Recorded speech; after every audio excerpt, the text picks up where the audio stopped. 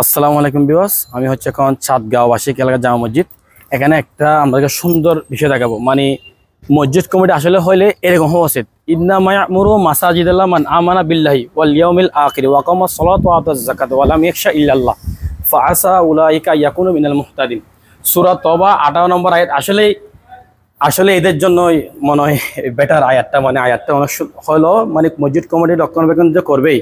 আল্লাহ তাআলা বলছে যারা নামাজ কায়েম করে, যাকাত কায়েম করে এবং আল্লাহ ছাড়া কাউকে ভয় করে না, এসব হচ্ছে মসজিদ রক্ষণাবেক্ষণ করবে। আসলে এখানে একটা আমরা দেখতেছি, দেখেন মার্চের হিসাব, মানে মসজিদ কমিটি হলে এরকম হওয়া উচিত। তারা কিন্তু এরকম প্রতি মাসে হিসাবগুলো দিয়ে দিচ্ছে। এখানে আপনারা দেখতেছেন ভিউয়ার্স, দেখেন অনেক সুন্দর করে রেখে দিয়েছে, মানে কোথায় থেকে টাকাগুলো পেয়েছে, সপ্তাহে কত টাকা হয়, টোটাল হিসাব তারা এখানে দিচ্ছে। আমরা মসজিদের সেক্রেটারির সাথে কথা বলছি, উনি ব্যস্ত থাকার কারণে আসতে পারতেছে না। আমরা অন্য সময় এসে ইনশাল্লাহ ওনার থেকে ইন্টারভিউ নেব। আমি আসলে এই শুট একটা ভিডিও করার কারণটা হচ্ছে, মসজিদ কমিটি দেখেন হলে লুকাছড়ে নাই, ওপেনলি পুরা মাসের হিসাব এখানে তারা দিয়ে দিচ্ছে। এই হিসাবটা আসলে এদেরকে বলে ফি সাবিলিল্লাহ। উনি যদি আমার ভিডিও দেখে থাকেন, আপনাকে আমার পক্ষ থেকে জাযাকাল্লাহ খায়র, আন্তরিক মুবারকবাদ।